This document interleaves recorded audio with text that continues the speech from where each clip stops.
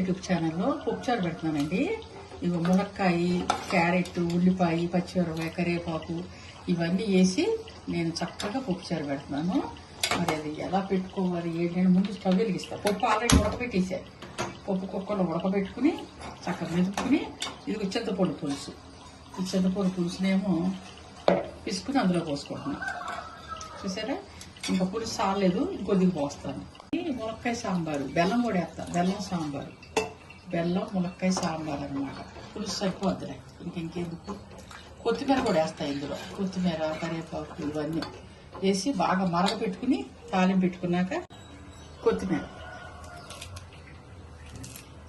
కొత్తిమీర కూడా వేస్తే ఒక రకమైన రుచి వస్తుంది. వేసాను కదా, ఇవన్నీ వేసాను. చక్కగా మరగబెట్టి తాలింపు పెట్టుకునేటప్పుడు మీకు చూపిస్తాను. ఇదిగోండి, ఇందులో కారం వేయ అవసరం లేదు, ఎందుకంటే పచ్చిమిరకాయలు వేసాను. ఇదిగో పచ్చిమిరకాయలు వేసాక కొద్దిగా పసుపు వేస్తాను. ఇంకా కారం అవసరం లేదు. పసుపు, కారం వేయ అవసరం లేదు, ఎందుకంటే పచ్చిమిరకాయలు వేసుకున్నాక అదే సరిపోద్ది మంట.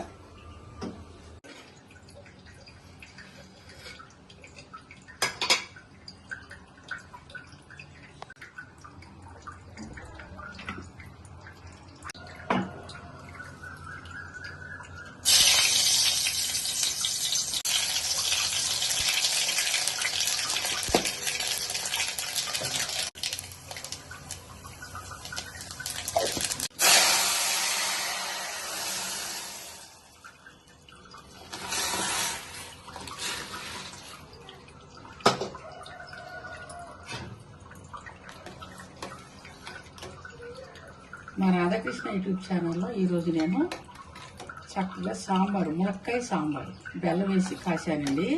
మీకు నచ్చితే మీరు కూడా మీ ఇంట్లో కాసుకోండి. ఇది మునక్కాయ సాంబారు.